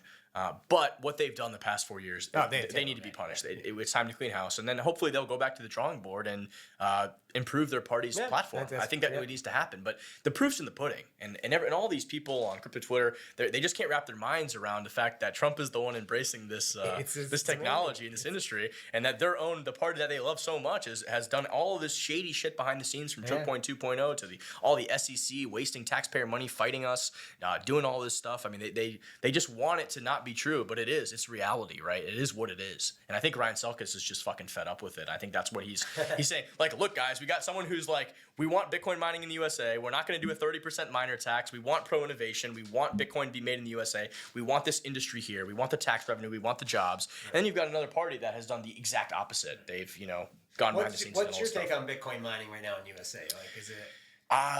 Well, with a 30% miner tax that the Biden administration proposed, it's all but dead. I mean, that would just totally destroy. I mean, that's picking winners and losers. Forget about that though. But are you saying like more states like? I remember Plattsburgh, New York had it for a while, and they kicked it out of New York because it was like not bringing enough jobs. That's a very yeah. I remember I was doing some research there a couple of years ago to do stuff, and they basically told me like, "Fuck off, we don't want you here." I was like, they loved it at first, and they realized it wasn't like because it doesn't produce a lot of jobs because the big data center with not a lot of you don't really need a lot of people there to manage it. Right? Yeah, well, you still do. I mean, it's better than no jobs, right? But yes, you probably. I mean. It might produce, say you got 10, usually rule of thumb is like if you have a megawatt, you want 1 to 2 people per megawatt, right? That's kind of like, I would say rule of thumb. I mean, you can get by with less. I know people that do, and I know people that get by with more. So it really is, but 10, 20 jobs, that's 10, 20 families. If you have a 10 megawatt facility, right? Or 10, 20 megawatt facility there, that's 25, 10, 20, 30, 40, 50 families potentially that could be fed and living off of that, have a salary, have a job. And a lot of these areas are very rural, right? So you can hire more people because the standard of living is less, it's cheaper, and a dollar goes a lot farther, right? So the median salary there might be $40K a year, $30K a year, whatever it may be, and that might be fine to survive there and live there, right? And that's very reasonable for a Bitcoin mining company to employ tons of people like that. So I do think that there is an economic argument there, absolutely. And then there's tax revenue. And who else is making money? The energy company. They're providing more energy. Well, how are you seeing it versus traditional data centers? Like, which is better for the town? Are they the same? Is it going to make a difference? Is one more energy intensive, or what are you seeing with that? So Bitcoin mining has some unique aspects to it that make it very favorable in a lot of ways. AI compute is incredibly important as well. But less flexible load. So, for example, if I've got, and this happened to us a week ago, right? And my data center in North Carolina, we can curtail our Yeah, mining. go our up and down with the power. Yeah, we have an Texas does we it have with an the sun or yeah, whatever. exactly. Yeah, right. We have this is with the grid's an emergency, right? So I think it was an extremely hot summer day. I think maybe it was about 10 days ago, and Duke Electric contacted me in advance, and they contacted our team and said, "Hey guys, you're in the curtailment because we were participating in curtailment, which is there's an emergency, whatever. Right, turn it off. We need you guys to shut down for 6 hours because we don't have enough." Tech data. We don't have the grid. What's up? Tech data. Well, an AI center can't really do that. They can't, if you're doing AI and compute, right? For example, we have some AI stuff here that we're testing and stuff. We can't just turn that off, right? It'll ruin a bunch of stuff and people potentially using it. Right. But with mining, we have this blockchain is this global organism that exists that's doing all this stuff. If one node goes down, it doesn't affect the system. Everywhere else just picks up the pace for a little while, right? So you really have this load flexibility that's fantastic for the grid. And I can't see a better customer for an electric company, which is like, hey, we're gonna buy energy 24/7, and then when you have an emergency and you need that energy somewhere else, it's like having a restaurant where a guy comes to your store every day. You give him the senior citizen discount, and he comes every single day. And then the one day that you're slammed busy, he's like, "Hey, I won't come today. We'll give my table to somebody else." That's great. I mean, that's literally what mining is for an energy company. That's the kind of customer we are, right? What's your take on what Square is doing in mining? Well, my take is it's interesting, and you're talking about Block. Yeah. I think are they working with Elon on something? They're looks like they're doing some kind of they want to do some new ASIC chip or something like that. Yeah, actually, yeah. A lot of people announced a partnership with it and all that stuff. I have no idea. But it's crazy brains like that trying to do stuff. Yeah. I don't know if it's good or not. I have no idea. Intel did this recently with Hive, and eventually they shut down. It's not so easy to design a chip, but I mean, I think more chip designers, more fab manufacturers, great for the industry. The more you get less reliant on BitMain or Canon, the better it's going to be for everything, right? Exactly. What's Miner, BitMain, Canon, Avalon. I mean, there's different companies, but the more the merrier, right? The better. And certain chips might work differently, right? You might have slightly less energy. You might have more reliability with this miner, but it's slightly less energy inefficient, right? Whereas with this miner, it might be slightly more efficient, but it has a higher failure rate. It has more problems. So there's all sorts of trade-offs that can be made in the industry. So my thoughts are, in the United States, I would personally not want to be mining in a blue state. Personally, it's just the way they've been. High taxes, antagonistic towards the industry. New York, you just said a prime example. They're banning this, banning that, telling people what they can do with energy. I don't like any of that. So I will primarily be in a red state that wants the business, wants the economic incentive, and there's a lot of that happening. I think it's Dennis. Porter, maybe. I think he's been doing a lot of work as well, and they've been passing a lot of pro-Bitcoin friendly bills, which basically just say, hey, we're not going to discriminate. It's illegal to discriminate against this industry in this state. Not like, hey, we're going to give you a bunch of money. It's like, hey, you can do business here. That's really all that the industry needs, personally, in my opinion. All the industry needs is, hey, we welcome your business, do your thing, provide jobs, produce revenue, do whatever, right? Nice. Yeah, let's see. So that's part of the beautiful part about the United States is you can pick and choose where you want to go, and you can have different experiments in different states if you want. Yeah, in the old days, it was trying to be in Iceland and all that stuff and trying to get thermal energy. Yeah, and all that. yeah, that's hydrothermal. Yeah, I mean, there's a geothermal. There's a lot of that as well. I was talking to some people there as well for a while. But now I think you can do it in America, you can in Texas, North Carolina. Texas is great. I'm in North Carolina. It actually works out very cost effective now, and you've got a good thriving business. Also, all these companies are public; their stocks are doing great. Iceland and some of these colder climates are great because you have the natural cooling effect. But there's trade-offs. There's trade-offs to everything, right? Again, there's been a lot of uncertainty in some of these more progressive, Norwegian states, right, where this again, there's politics everywhere. So for one, they banned it here, and then they brought it back, and then said they wanted it. So I remember dealing with that when I was kind of looking, do they really want us here, or do they not? What will happen with China, right? Mm-hmm. So China, doesn't really like Bitcoin, doesn't really like mining. If they eventually turn all that back on again, eventually the whole industry, So here's something crazy. I don't know if you've heard this or not, but actually, since they banned mining, there's more mining going on in China than there was before the ban. So that is how resilient these decentralized networks are. The most authoritarian communist country on the face of this earth said Bitcoin mining is banned, yet there is more Bitcoin mining going on in China right now than there was before the ban. Yeah. So I mean, it's next to impossible to police people's usage of power, right? Because there's so much stuff off grid. There's all these, you can bribe local officials in these little areas, which happens a lot. There's a famous Chinese quote. I can't remember what it is. It's it's something like what happens in the city stays in the city. It's kind of like a Chinese proverb that like, you know, what they do over there in Shanghai or whatever, where they pass all the laws, like there's so many different regions that it's like, it's kind of like. Yeah, I mean, that's the great thing about Bitcoin, crypto. It's global, right? It's global, yeah. You know, it trades 24/7. You go to sleep at night, you wake up, it could be up or down 5%, 10%, or China just. In the old days, you'd go to sleep and you wake up and the price would be up or down a lot because China makes some rule and the price would go up or down. Now it doesn't affect it that much. Yeah. But it is pretty crazy to watch now that the conferences in Asia have just so many people at the conference in America. You know, Token 2049 is always packed now in Singapore, right? And they're launching in the Middle East now and all over the world. Middle East is coming on strong as well. Everywhere now, it's gone crazy. A lot of mining going on there, a lot of liquid immersion stuff, and a lot of nice incentives to operate there as well. Yeah.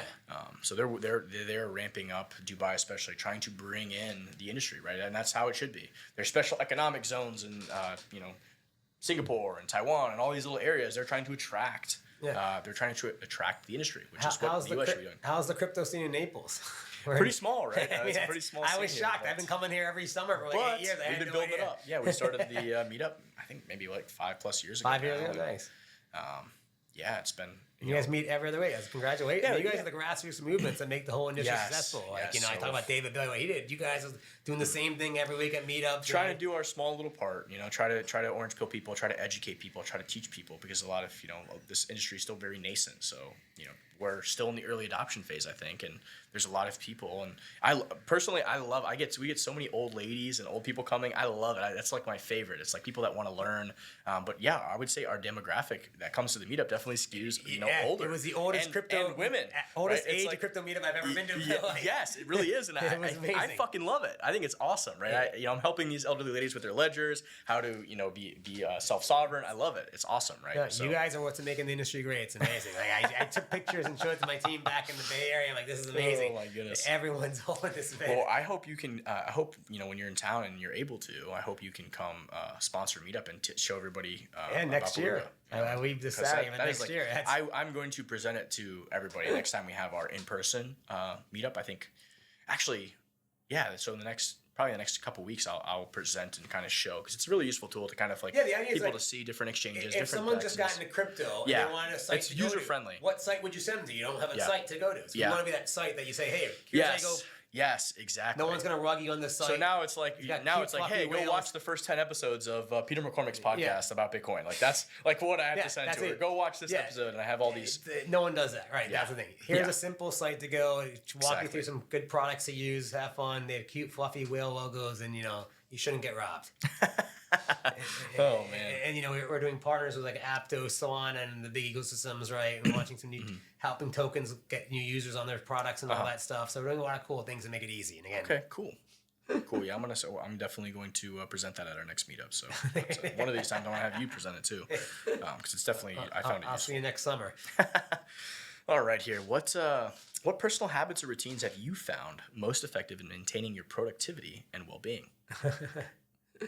It was interesting. Like 8 years ago, again, in 2014, literally my chief compliance officer would walk into the office every day at BitPay and be like, "We're going out of business. We're being shut down. This new rule or law that's being regulated." And I'm like, "It's okay, calm down." He's like, we won't be able to stay in business if this new law passes. I'm like, laws don't pass overnight. Don't worry. Like, just keep delaying. Like, just say, yeah, we'll work on it. And you send them a letter, they send you a letter by 6 months from now.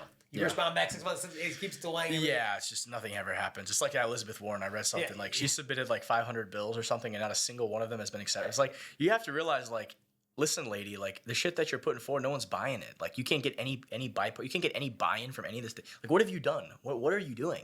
You've submitted 400 bills. Not a single one of them has passed. Not a single one of them has been considered. Like, what are you even doing? Why are you even here? You can't work with somebody to figure something out reasonable. It's like, just to your point, they propose all these bills and all these crazy things, and they don't even know. Half of them don't even know what the hell they're talking about. Yeah, and so that's one, and you can't worry about that kind of stuff. Just do your business, right, and all that. And then the other thing was, like, before I used to go to bed at night, I used to read Reddit every night. Our cryptocurrency, our Bitcoin, the two forums, actually. That's too funny. And you just like, this industry's crazy when you read that every night. And then as I started getting older, my eyes started getting bad too, and I need reading glasses now. So I can't read it anyways. I don't read funny. that at night before I go to bed. And then also, I used to wake up a lot of times in the middle of the night and check the price because it moves so much during Asia hours, actually. Yeah. So now I don't even bother doing that anymore ever either again. So much more laid back. I stopped doing that a long time ago.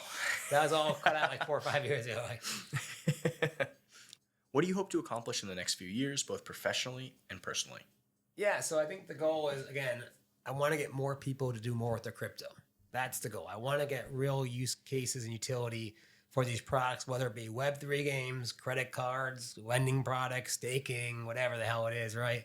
I want to see real usage, and I hope our site can help deliver that, and that's our key, right? Because if we do that, the whole industry grows then, right? Yeah. That's the key thing. I want to see real products being used where regular people can just get into crypto and start using a product for whatever reason, right?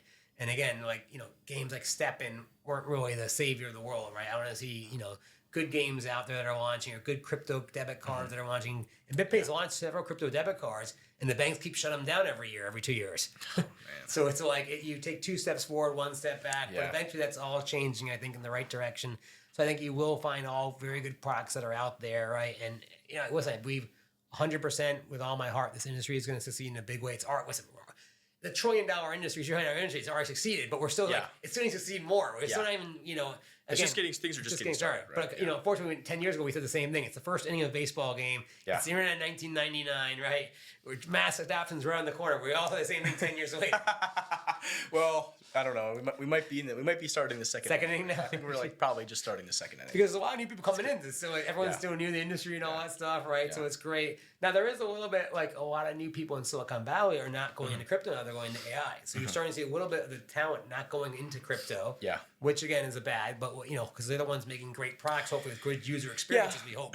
I mean, I see it as a broader. To me, AI is part of Web3. It's a Web3 technology. And that's where they're going to overlap. It's going to all work out. There's a lot of overlap. Yeah. So there's overlap there, and I'm even seeing it. Again, we talked earlier before the pod with certain projects that I'm involved with where there's this overlap between crypto and AI, because crypto, being able to use a blockchain is this great tool to sort of gain consensus and collaboration from people all over the world. The fundamentals behind it are amazing, right? So on our end, with all the GPUs and stuff that we're operating, being able to tie into this, global GPU cloud type system is very interesting, right? And then and I always stack say that with some technology and innovations we're seeing. I think next year you'll see Satoshi Nakamoto being nominated for the Nobel Economic Prize. That will be something, but they won't be able to do it since they don't know who he is actually. But they'll be offered up when it hits over $100. I'll let you read my book that I'm writing about who Satoshi is. Oh, there you go.